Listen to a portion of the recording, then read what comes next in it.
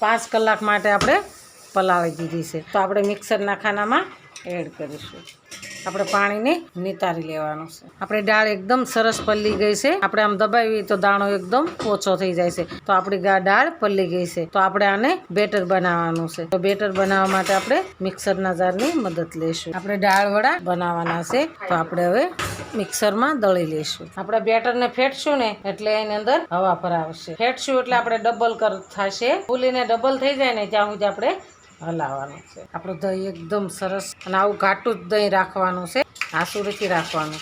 તો આપણે આને સરસ આપણું દહીં ફેટાઈ ગયું છે। હવે આપણે તેલ મૂકીશું। આપણે આને સાઈડમાં રાખી દઈશું। આપણે તેલ મૂકી દીધું છે। તો આપણે પહેલાં તેલને જોઈ લેવું કે આપણું તેલ આવી ગયું છે કે નહીં।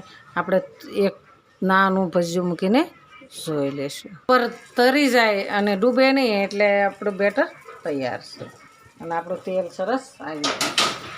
જો કેવું એકદમ સરસ ફૂલીને તૈયાર થઈ ગયું છે। આપણે ગેસને ધીમો કરી નાખીશું।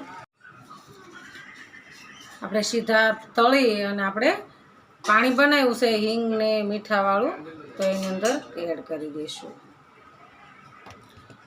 આવી રીતના તેલ નાખશું ને એટલે આપણું વડું ફૂલી જશે। ફૂલીને આપણે પકોડી જેવું થઈ જશે અને આપણું વડું એકદમ ફર્સ્ટ ક્લાસ બનશે। આપણે હવે આને આવી રીતના ફેરવી લઈશું અને ધીમા ગેસે આપણે બ્રાઉન કલરના થવા દેવાના છે। આપણા વડા એકદમ સરસ ફૂલીને કમ્પ્લીટ થઈ ગયા છે। થઈ ગયા ને એકદમ ગોલ્ડન કલરના થઈ ગયા છે।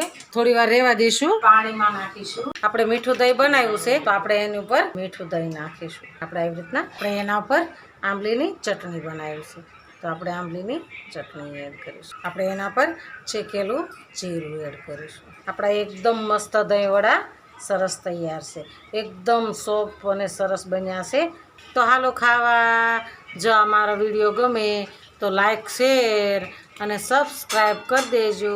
રાધે રાધે।